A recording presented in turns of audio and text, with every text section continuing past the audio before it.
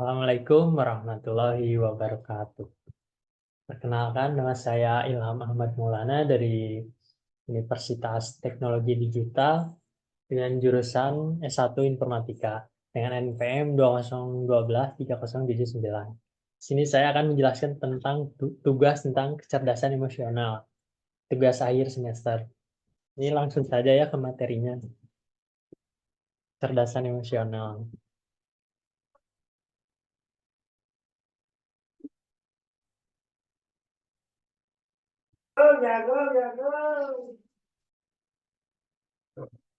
Langsung saja ke materi pertama.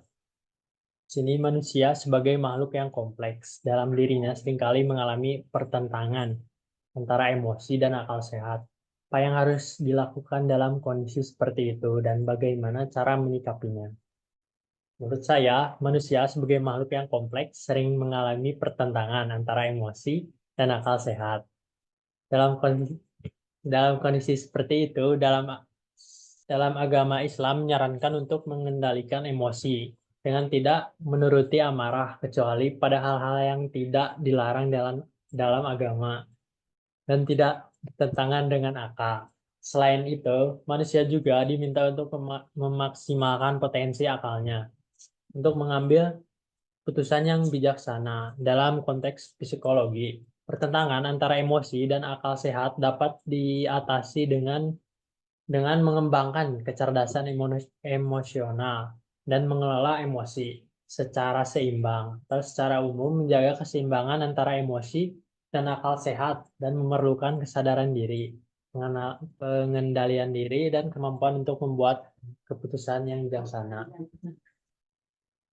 Yang kedua, saja ke materi yang kedua, kemampuan untuk menyelaraskan diri dalam suatu kelompok akan membantu meningkatkan produktivitas. Jelaskan mengapa hal itu bisa terjadi. Menurut pendapat pribadi saya, kemampuan untuk menyelaraskan diri dalam suatu kelompok dapat membantu meningkatkan produktivitas karena adanya kerjasama yang lebih kolaboratif, komunikasi yang efektif, dan penciptaan suasana yang seimbang dan sehat. Misalnya, saat bekerja secara lebih kolaboratif, produktivitas secara keseluruhan kemungkinan akan meningkat. Karena orang akan merasa seolah-olah mereka adalah bagian dari kelompok yang lebih besar, sehingga lebih cenderung memiliki rasa loyalitas dan memiliki kelompok. Selain itu, memberikan tugas sesuai minat dan kemampuan, menciptakan atmosfer yang nyaman, dan membangun komunikasi dua arah secara efektif.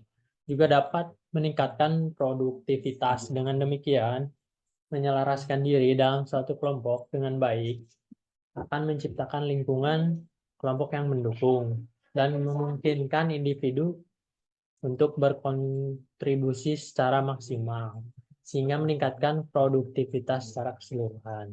Itu menurut pendapat pribadi saya. Lanjut ke materi yang ketiga. Sini merasa takut, cemas, stres, dan depresi. Biasanya merupakan gejala dan gangguan psikosomatik dan bagaimana tahapan penanganan terhadap hal tersebut. Nah, menurut saya beberapa metode pengobatan yang mungkin dilakukan untuk psikosomatik untuk menyembuhkannya adalah dengan psikoterapi.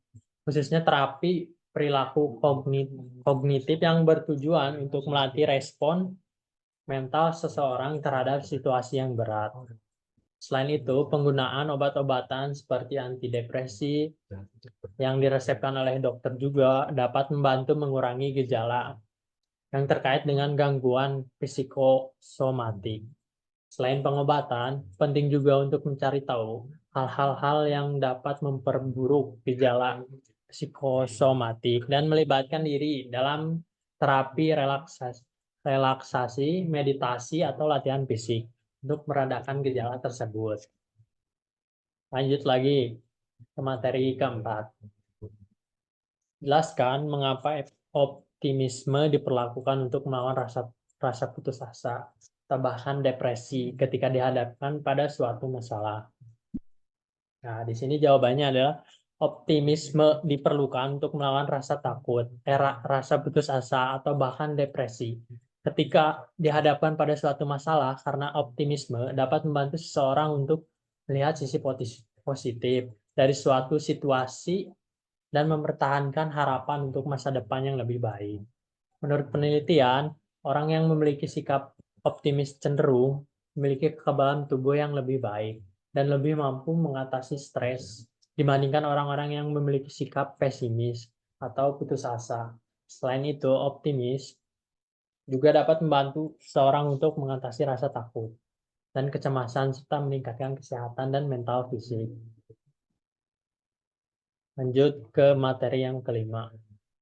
4 tahun pertama dalam kehidupan merupakan hal yang sangat penting dalam proses pembelajaran emosi. Apa yang menyebabkan hal itu bisa terjadi?